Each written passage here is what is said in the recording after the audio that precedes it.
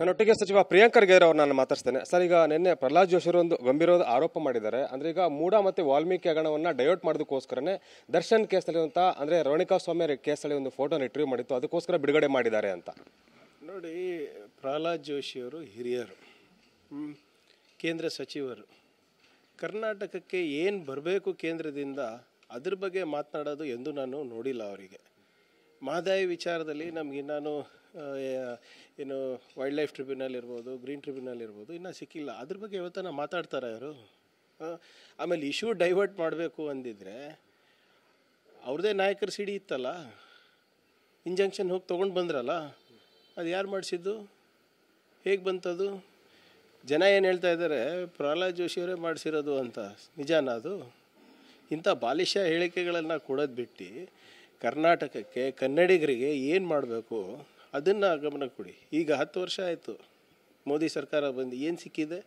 ಇವರು 10 ವರ್ಷ ಆದರು ಮಂತ್ರಿಗಳಾಗಿ, ಇಂಥ 10 ಕೆಲಸ ಮಾಡಿದ್ದೀವಿ ಕರ್ನಾಟಕಕ್ಕೆ ಅಂತ ಯಾವತ್ತನ ಹೇಳೋದು ಕೇಳಿದ್ದೀರ ಅವರು? ಸುಮ್ಮನೆ ಇಲ್ಲದ ಸಲ್ಲದ ಆರೋಪ ಮಾಡೋದು ಅವರಿಗೆ ಹವ್ಯಾಸ ಆಗಿಬಿಟ್ಟಿದೆ.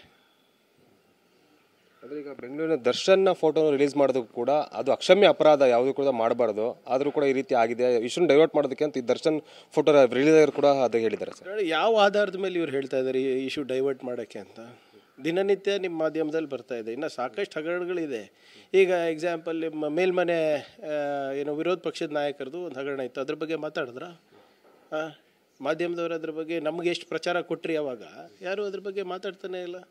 ಔಟ್ರೈಟಾಗಿ ಒಬ್ಬ ವಿರೋಧ ಪಕ್ಷದ ನಾಯಕರು ಅವ್ರ ಅಧಿಕಾರವನ್ನು ದುರುಪಯೋಗ ಮಾಡ್ಕೊಂಡು ಸ್ಕೂಲ್ ಕಟ್ಟಿಸ್ತೀನಿ ಅಂದ್ಬಿಟ್ಟು ಇವತ್ತು ಬಿರಿಯಾನಿ ಜಾಯಿಂಟ್ ನಡೆಸ್ತಾ ಇದ್ದಾರಲ್ಲ, ಬಿರಿಯಾನಿ ಅಂಗಡಿಗಳು ನಡೆಸ್ತಾ ಇದ್ದಾರಲ್ಲ, ಅದ್ರ ಬಗ್ಗೆ ಮಾತಾಡ್ತಾರ ಜೋಶಿಯವರು? ಸೊ ಅದಕ್ಕೆ ಇವೆಲ್ಲನೂ ಇಶ್ಯೂ ಡೈವರ್ಷನ್ನು ಅದು ಇದು ಎಲ್ಲ ಏನೋ ಮೋದಿಯವ್ರು ಮಾಡ್ತಾರಲ್ಲ, ಹಾಗೆ ಮಾಡೋದು ನಮ್ಗೆ ಅವಶ್ಯಕತೆ ಇಲ್ಲ. ನಾವು ಒಳ್ಳೆ ಆಡಳಿತ ಕೊಡ್ತಾ ಇದ್ದೀವಿ, ಗ್ಯಾರಂಟಿಗಳು ತಲುಪಿಸ್ತಾ ಇದ್ದೀವಿ, ಎತ್ತಿನೊಳೆ ಅಂತ ಬೃಹತ್ ಕಾರ್ಯಕ್ರಮಗಳನ್ನು ಮಾಡ್ತಾ ಇದ್ದೀವಿ, ನಿಪುಣ ಯೋಜನೆ ಅಂದ್ಬಿಟ್ಟು ನಮ್ಮ ಯುವಕರಿಗೆ ಕೆಲಸ ಕೊಡುವಂಥ, ಉದ್ಯೋಗ ಸೃಷ್ಟಿ ಮಾಡುವಂಥ ಕೆಲಸಗಳನ್ನು ನಾವು ಮಾಡ್ತಾ ಇದ್ದೀವಿ. ನಮಗೇನು ಅವಶ್ಯಕತೆ ಇಲ್ಲ ಇದರದೆಲ್ಲ.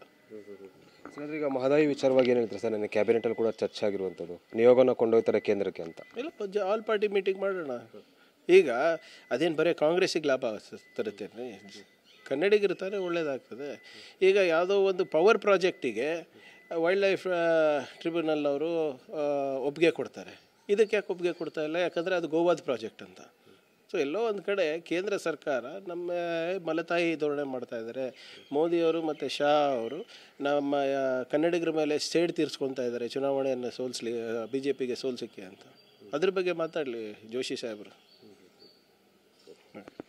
ಇಷ್ಟು ಕೂಡ ಸಚಿವ ಪ್ರಿಯಾಂಕ್ ಖರ್ಗೆ ಅವರ ಮಾತು. ಕ್ಯಾಮರಾ ಪರ್ಸನ್ ಪ್ರಣಯ್ ಸಹಿತ ಅನಿಲ್ ಕಲ್ಕೆರೆ, TV9 ಬೆಂಗಳೂರು.